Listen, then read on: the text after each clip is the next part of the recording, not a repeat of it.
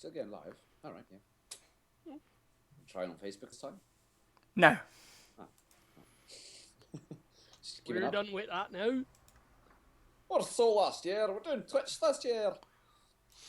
Something like that. Let's play podcasts.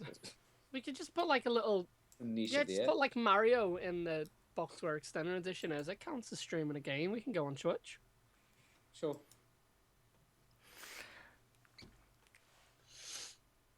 Right, so someone go and find the link to the live YouTube. It should still be the same thing or something. Someone go and find it. Is it on Extended Edition or is Yes. it... Right.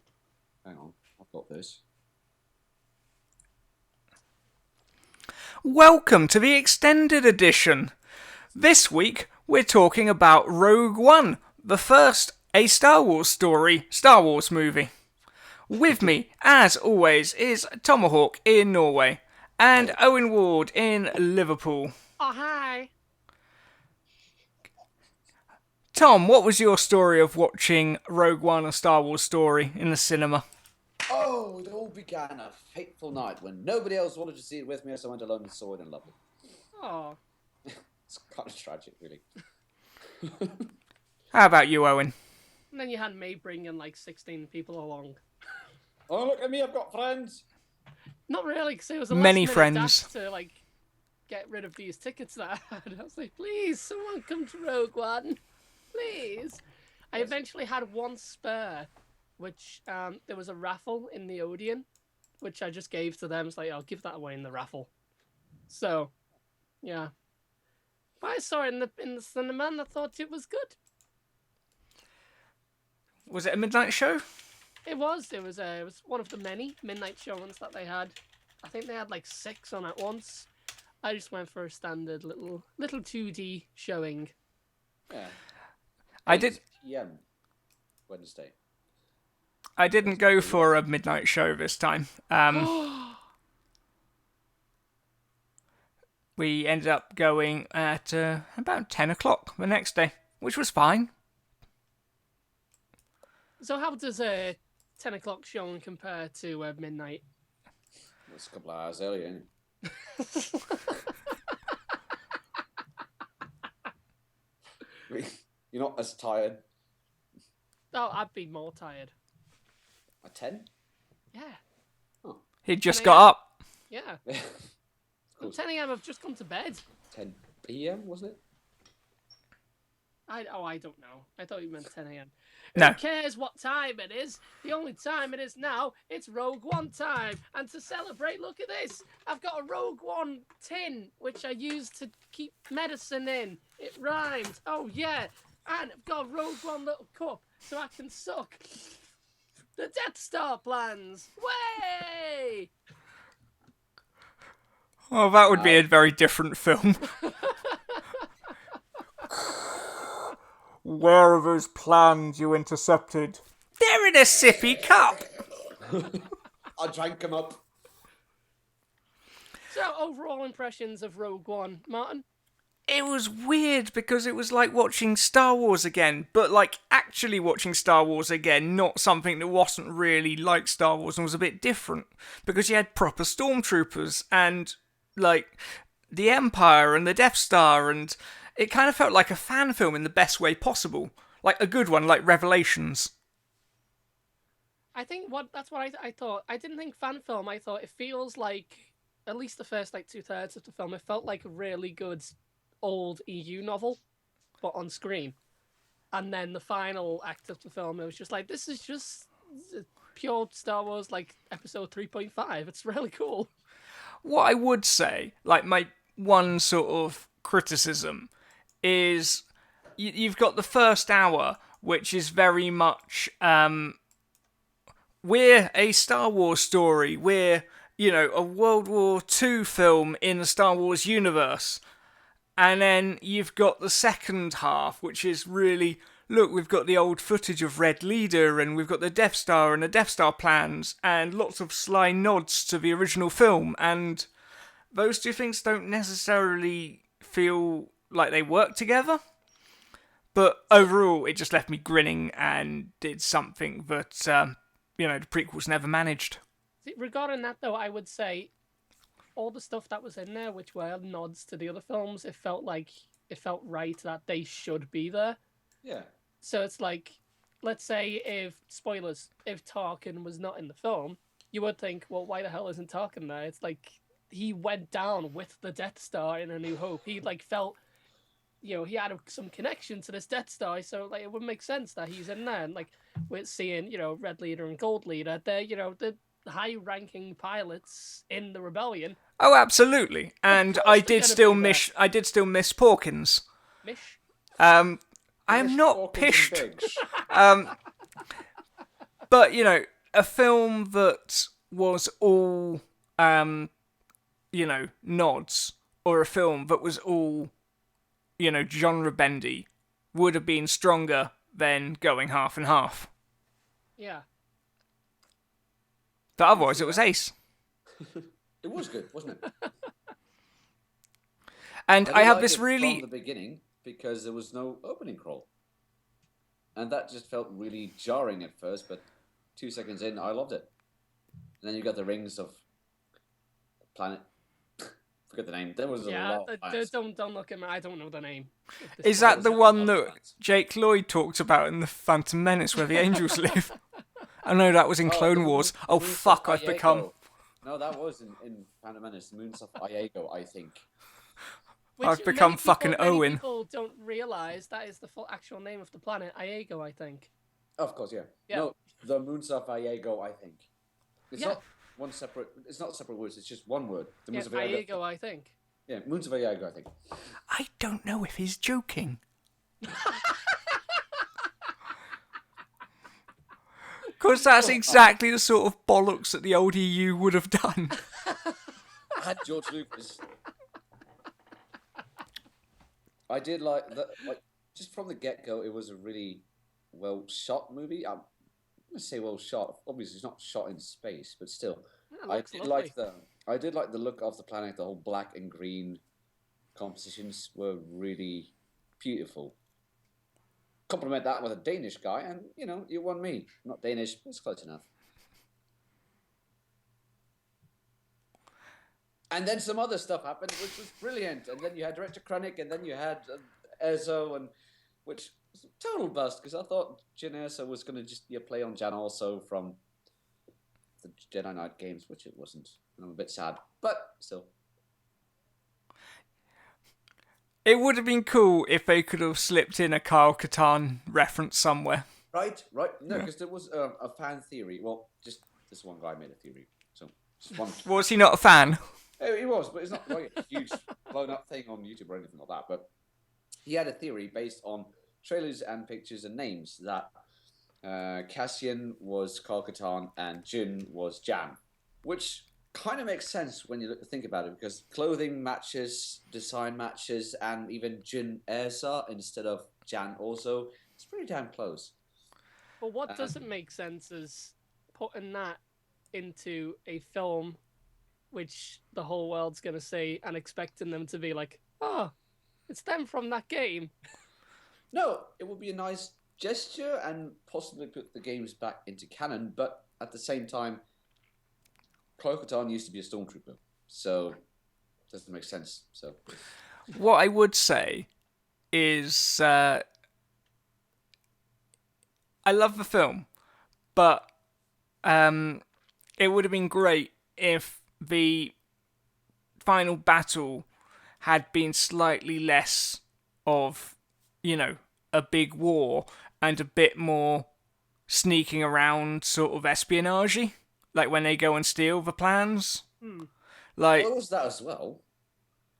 Yeah, but it would be nice if it sort of focused a bit more on that side of things, and like, oh, we got to put our disguises along and play undercover, and sort of Mission Impossible sort of thing. Yeah, I think it would have been nice if that aspect lasted a little bit longer before we got into the full-on space battle. What I thought was really clever, and I fucking love the space battle. Don't get me wrong, it's the best one we've had since 1983. But in the Star Trek, Return of the Jedi, silly. I know. Does that include Star Trek? You said No, this- Star Wars specifically. Right, so You know, that's- like yeah. Babylon 5 did some really cool stuff in the early 90s. Shut up. But if you go back and watch the original film, you look at the opening scene, and Vader's like, "Where are those transmissions you intercepted? Bring me your sippy cups." And then later, when they're in the briefing room, they talk about the stolen data tapes.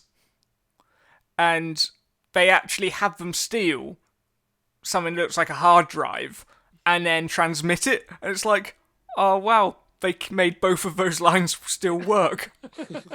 You know, which when you bear in mind Obi-Wan picking up Anakin's lightsaber at the end of episode 3 was an afterthought they put in reshoots, goes a long way. Yeah, but from what I understand, the story of Rogue One has been around for a while now, pitched by John Knoll, if I'm not mistaken. Yeah, I think he's had that idea since they were doing the prequels or something. He came up with it during I think maybe episode 3. He wanted to do it for a game or maybe Yeah. he wanted. He to originally do a wanted to game or pitch it something. to the Oh, TV was it? show they were kicking was. around. Yeah. But when he talked to them about it, it didn't work at all. Yeah, well, you know, see how that got them. As the Star Wars TV show was great. I would love it if we ever Yeah, got actually, any well- sort of like, if any of the scripts or whatnot leaked out. Because, well, supposedly they have 100 scripts, which I don't believe, but I think they've got some, you know, they've got something. They should have something at least, yeah. Yeah. But we got there's Rogue bound to be One, which was something there. brilliant. It's bound to leak at some point. Something will. Yeah. It always does, doesn't it? Originally, Owen, what's the robot called? K2SO. K2, yeah. In the original pitch, he was just Oh, a yeah. black protocol droid. And now he's Alan Tudyk. And a sarcastic son of a bitch, so I love him. As much as I liked it, it did kind of irk me that everything has to get a new design each time round. And then at the end, when they finally had a proper Imperial shuttle, I was just like, hooray! That's all you've wanted. So since, you know, the prequels were announced, he was just like, I just want to see another Imperial shuttle on big screen. And he's finally gotten it. They also managed to make the Death Star proper scary, which I liked. Yeah. That was, you know, brilliant. Have any of you watched The New Hope since seeing Rogue One? No. Oh, well, you should. It's good. I know. Despecialized edition, yo. It feels like the whole, at least the beginning of A New Hope, it feels a lot pacier now. Just because you're like, because I put it on like literally as soon as I got home from seeing the film, Of course and you it just feels like a very natural extension. It's like boom, boom, boom. Oh, great! I've got to get the plans. Got to get the plans. And oh, it's fun. It's good. quite funny how many people were bitching about inconsistencies only to go back and watch the film and find that, no, it fits quite nicely. did. Yeah. Or that it was already full of inconsistencies anyway. How long do you think, in story terms, there is between the two films? I reckon Not- it's like 5 minutes. I think it's probably a bit long, maybe half an hour or something. I don't know how fast hyperspace is. You know, it's a lot. Pretty fucking fast.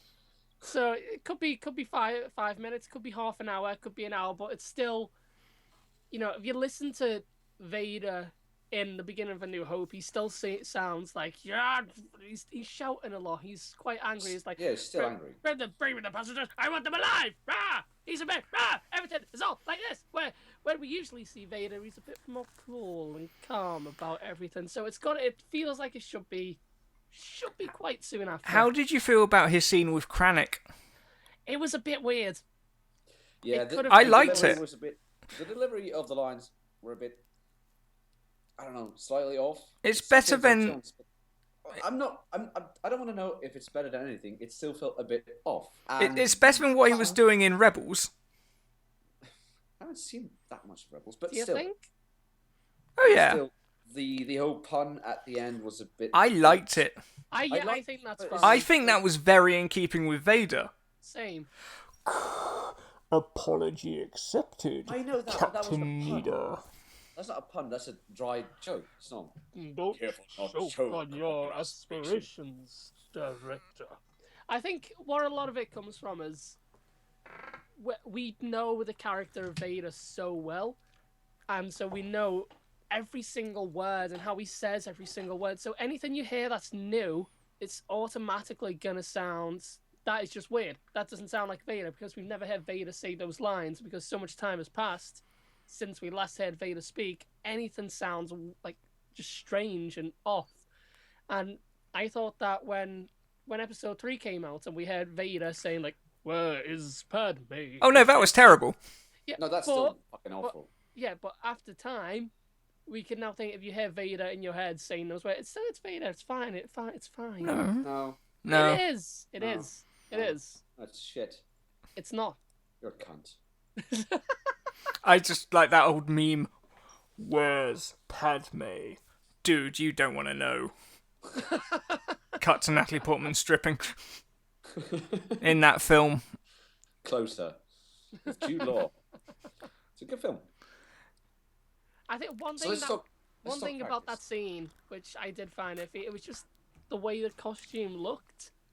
I don't know if it was the costume or if it was just how the scene Natalie Portman was... in Closer. Oh yeah. There's just something about it which it felt like a costume, whereas it didn't feel like that in Oh, but whenever you we had saw like Vader 2 again. minutes to put it on. yeah. And then between the movies, you had like half an hour, apparently. So, good. Good. Yeah, apart from that, it's cool. Director Krennic said to you, what? Or what? 2 minutes. Tops. I've got to say, I really enjoyed Director Krennic. I think he's Yeah, me too. possibly... It's one of my favourite Star Wars baddies in a long, long time. He's really cool. You say that. See, he didn't But they do brought much, back but I Tarkin. liked him. They brought back Tarkin. They did, but I already know Tarkin. Not like this. Let's Let's talk talk Tarkin. Yeah, let's Go talk. on then. All right. So, how did you guys react when you realized that Tarkin was genuinely in the movie? Yeah, exactly like that. That was my reaction as well, because you have the shot of the camera I really going liked- towards the window. You see the reflection of him. Yeah. And I'm like thinking, that's a cool callback. He turns around, lost my shit. I mean, yes, he is CG. I didn't give a fuck. It looked It's- good. It didn't look perfect. Yeah. It never will. It looked good.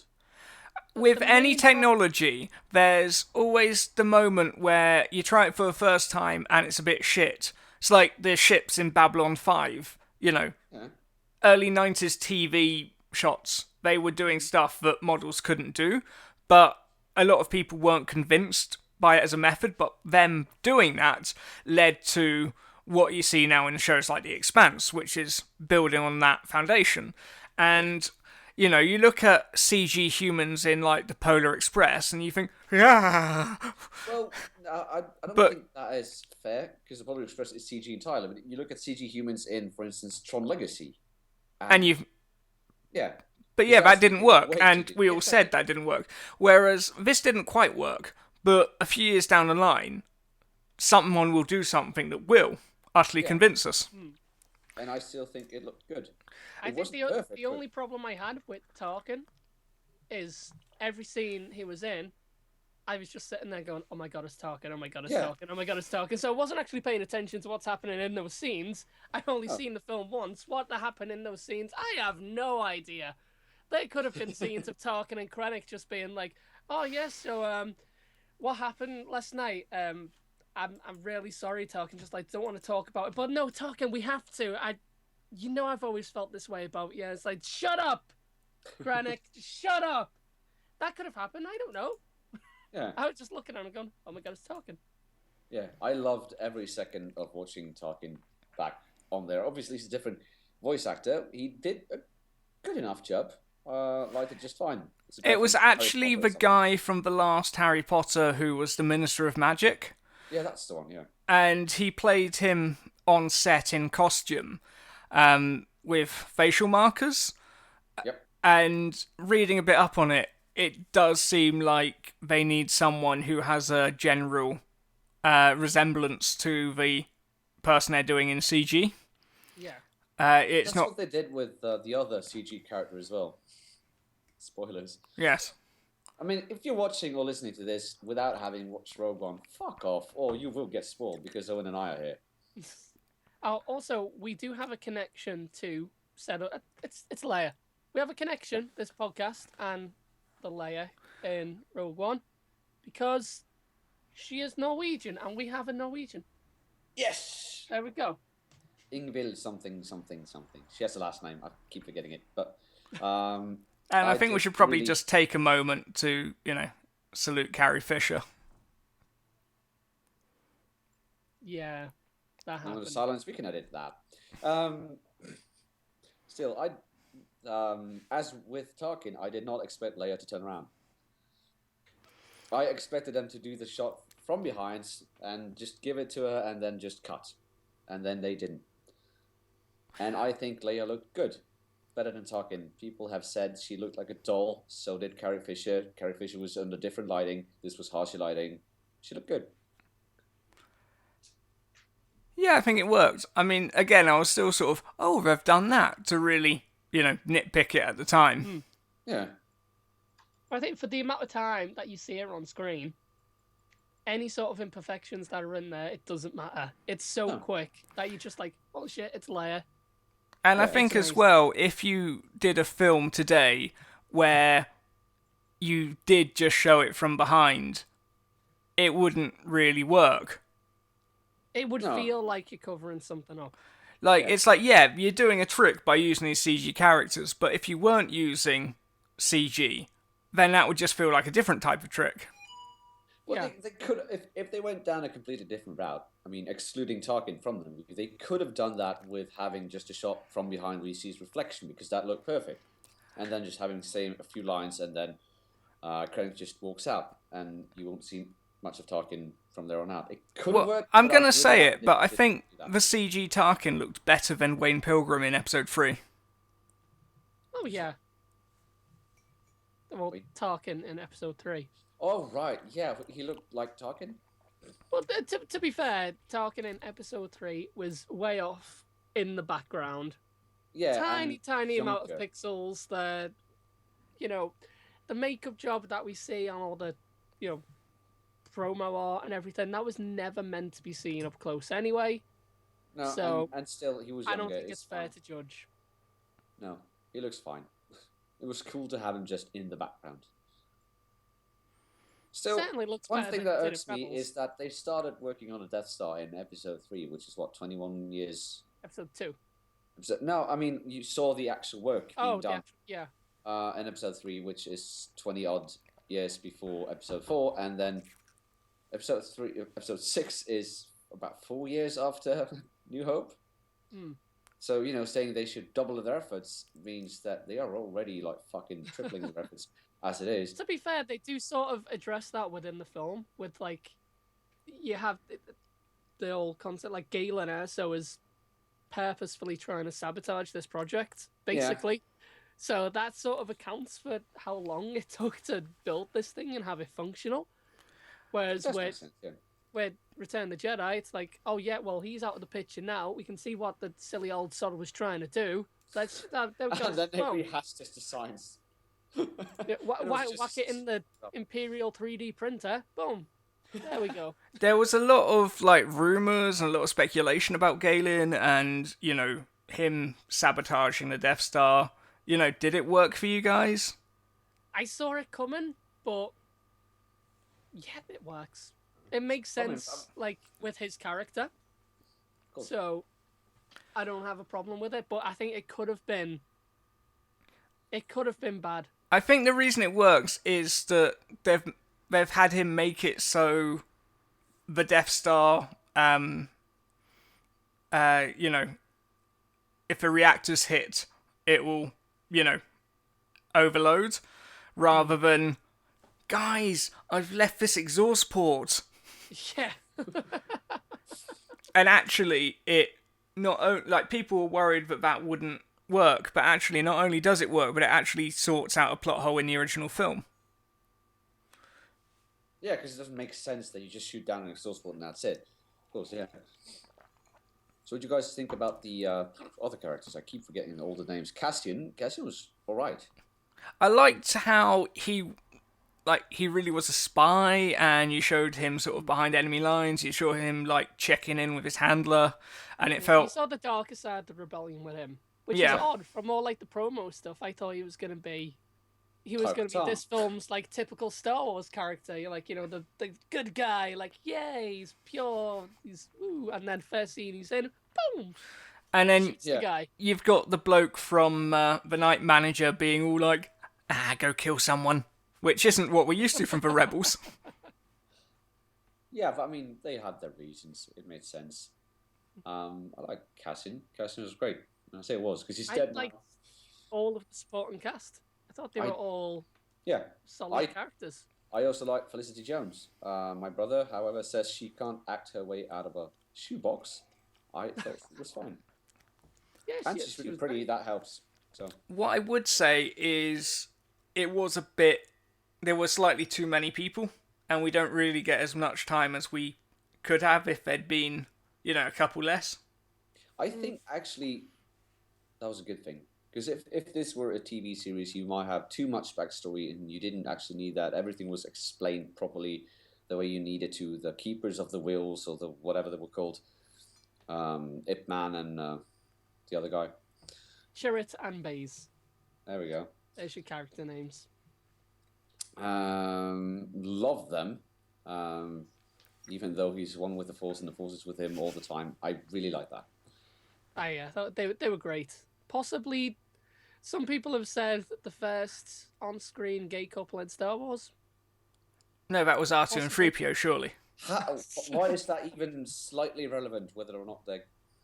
I don't know. Let him have it. Let him have it. I don't care. Not gonna rage or anything. If that was the case, then fine by me. They can be as gay as Martin in the Christmas special we did.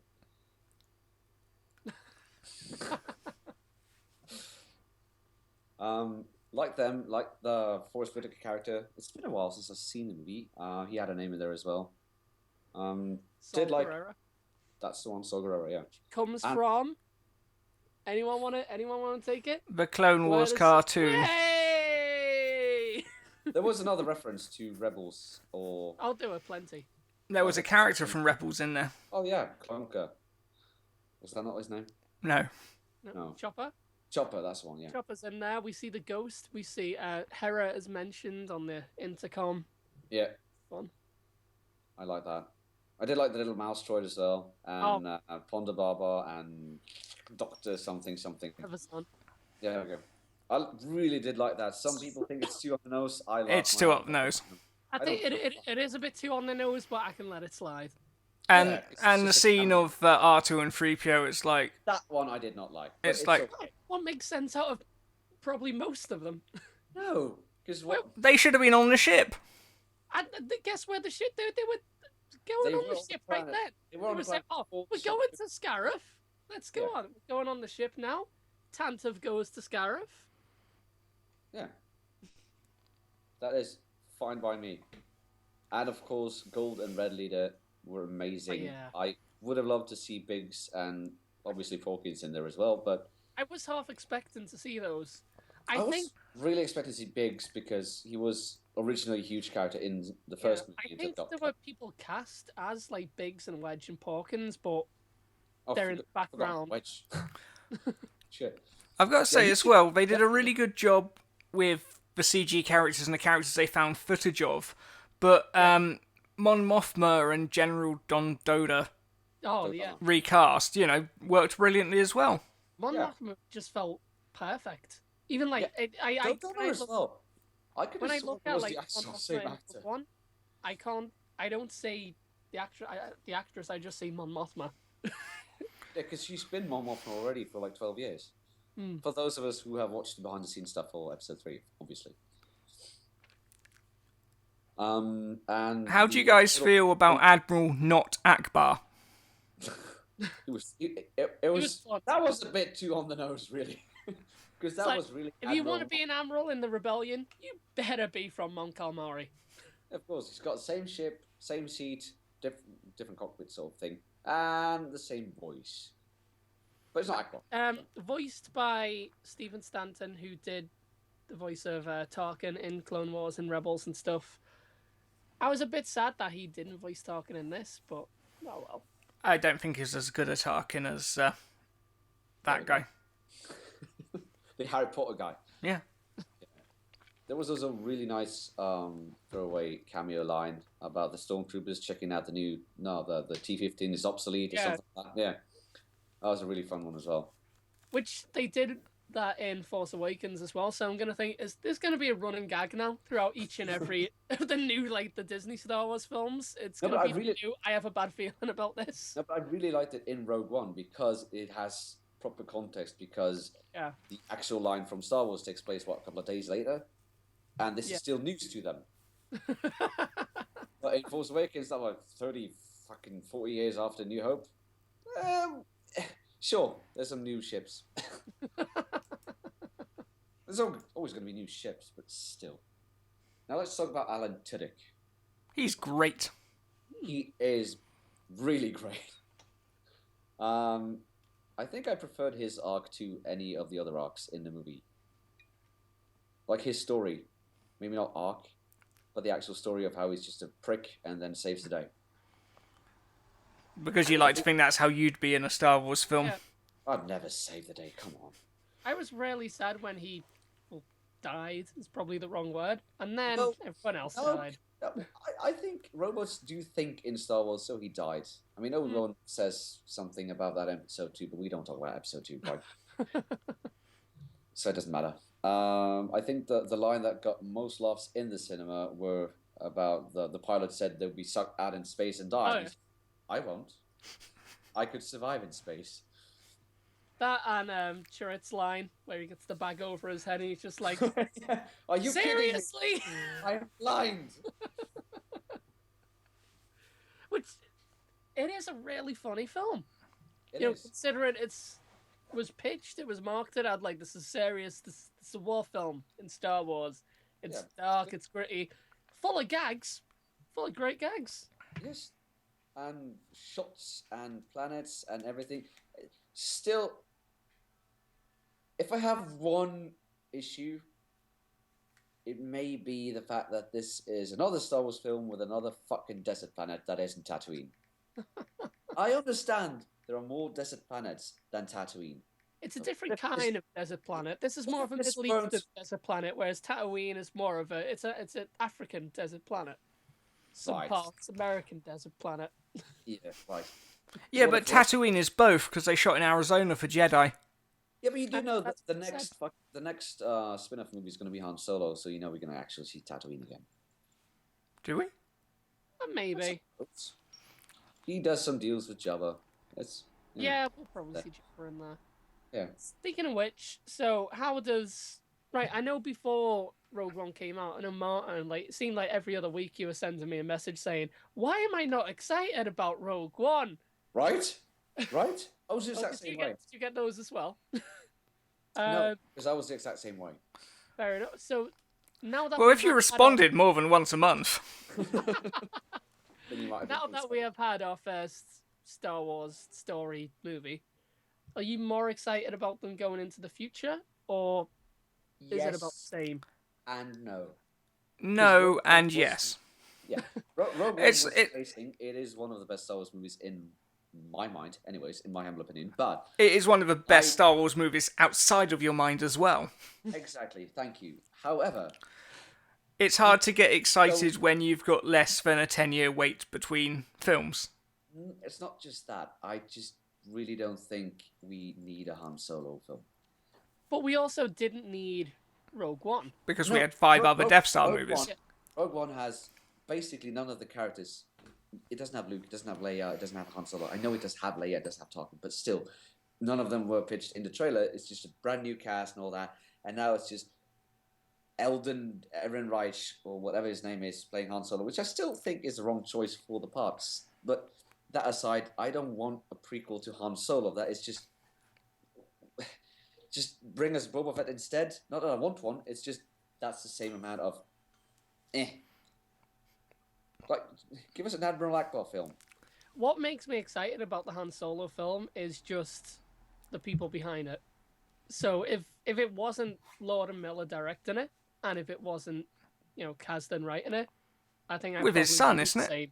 Yeah, with his son. But just because of the behind the scenes crew, I'm like, yeah, I'm on board. Oh yeah. I want to be proven wrong.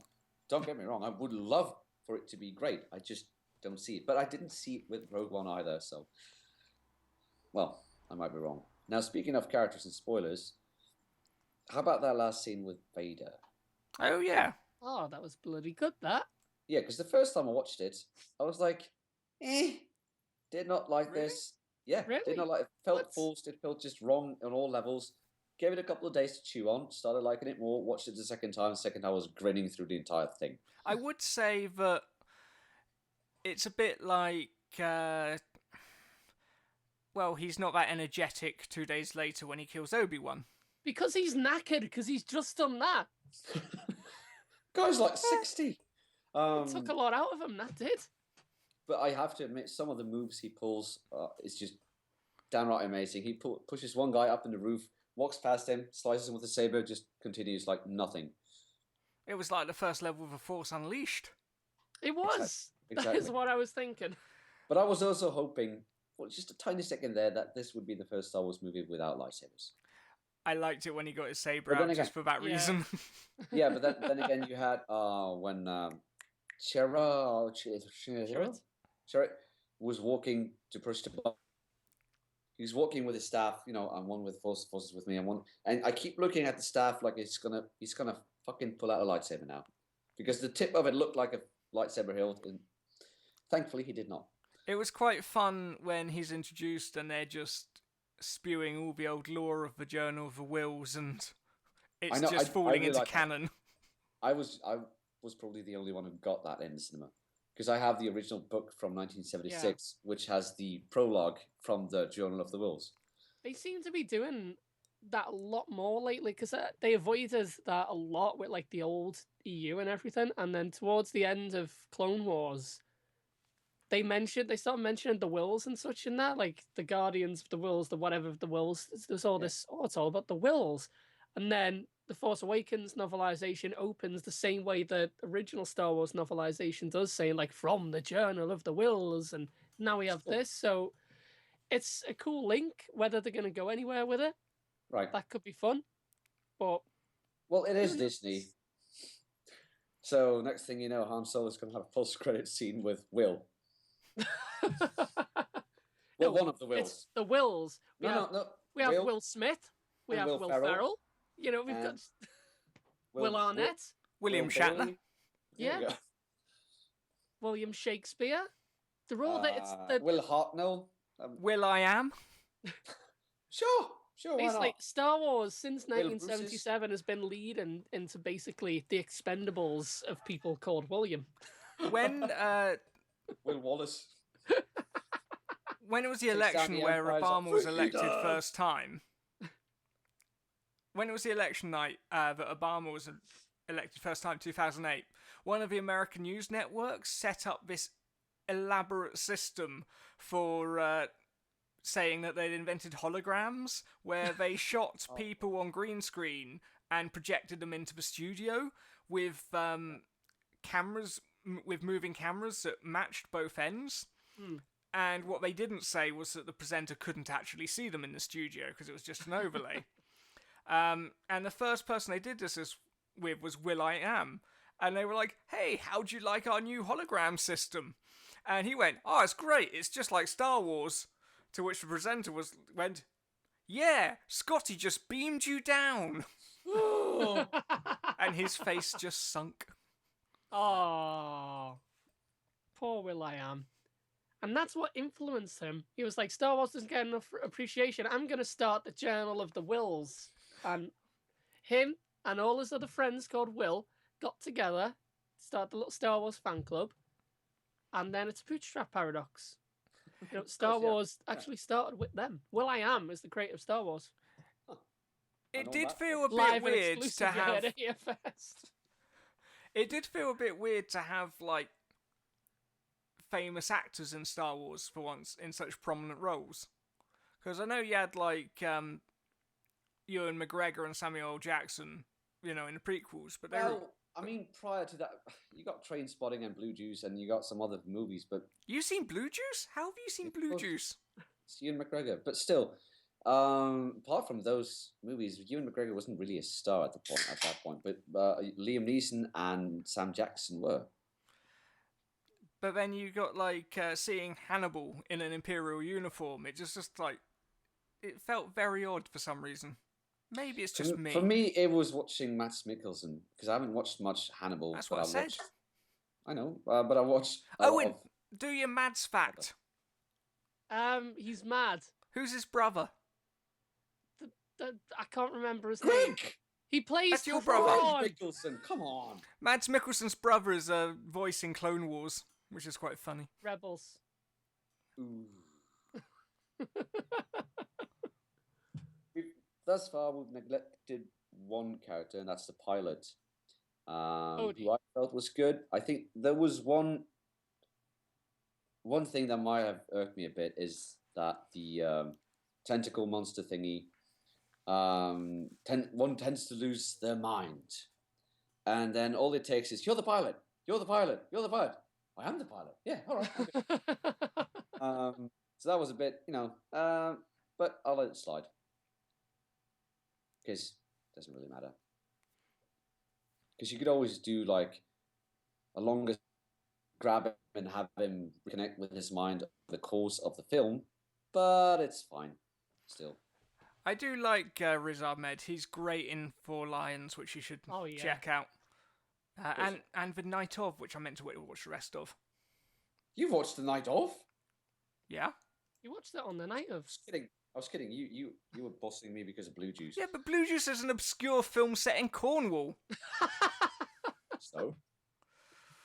What, you go down to the Norwegian Londis and go, what VHS shall we rent tonight? And Greg's like, Doctoran All Cornwall. Sure, that does tend to happen. Yeah. Also, it was just running on TV at the time. I just saw Ewan McGregor and thought, I'll watch this. In the meantime... God, Obi-Wan Kenobi! I think that was it, yeah. In the meantime, this has been the Extended Edition. Visit us on the web at extendededition.net. Tweet us at EXT Edition and like us on Facebook at Extended Edition Podcast. See you next time. Save the rebellion! Save the dream! Hope. Rebellions are built on hope,